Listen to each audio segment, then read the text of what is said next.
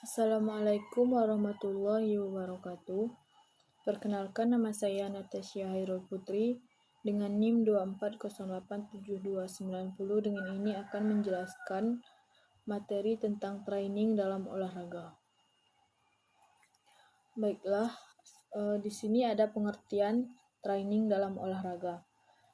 Training olahraga biasanya dilakukan dengan pendekatan yang terstruktur, yang melibatkan pengulangan dan peningkatan intensitas latihan secara bertahan agar tubuh dapat beradaptasi dan berkembang.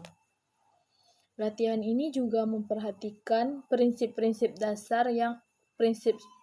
dasar seperti overload atau beban berlebih, spesifikasi, dan progresivitas yang bertujuan untuk mencapai hasil optimal dan mencegah cedera.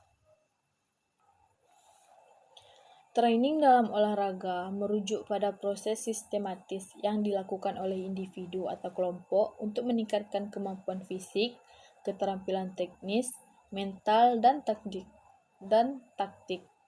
guna mencapai performa yang lebih baik dalam suatu cabang olahraga.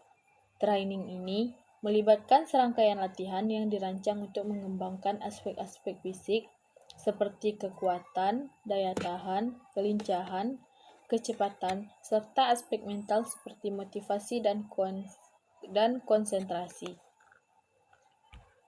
Selanjutnya, ada yang dinamakan sebagai prinsip-prinsip training dalam olahraga. Yang pertama, prinsip overload. Prinsip overload ini menyatakan bahwa untuk meningkatkan kinerja, atlet harus diberikan latihan dengan beban yang melebihi kapasitas normal tubuh. Beban berlebih ini harus diberikan secara bertahap agar tubuh bisa beradaptasi dan berkembang, tetapi tidak terlalu berlebihan hingga menyebabkan cedera. Yang kedua, ada prinsip spesifikasi. Prinsip ini mengungkapkan bahwa latihan harus spesifik terhadap cabang olahraga yang sedang dijalani atau keterampilan yang ingin dikembangkan. Yang ketiga, ada prinsip reversibilitas. Prinsip ini menyatakan bahwa penurunan kemampuan fisik dapat terjadi jika latihan dihentikan atau berkurang secara signifikan. Kekuatan, daya tahan, dan keterampilan akan berkurang jika tidak dipertahankan dengan latihan rutin. Selanjutnya, ada latihan progresivitas. Prinsip ini mengharuskan beban latihan untuk ditingkatkan secara bertahap, baik dalam hal durasi, intensitas, atau frekuensi latihan.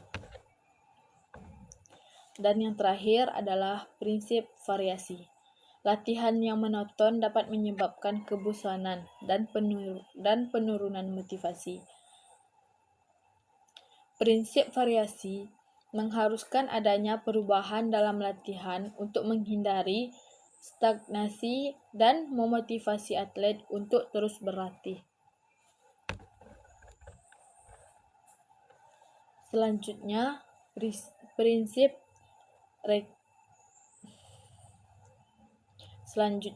ada prinsip recovery. Latihan yang intens membutuhkan waktu untuk pemulihan. Pemulihan yang cukup memungkinkan tubuh untuk memperbaiki dan memperkuat otot. Selanjutnya, prinsip individualitas. Setiap atlet memiliki kondisi fisik, mental, dan teknis yang berbeda. Oleh karena itu, program latihan harus disesuaikan dengan kemampuan dan kebutuhan individu. Jadi kesimpulan yang dapat saya simpulkan dari materi ini adalah prinsip-prinsip training dalam olahraga.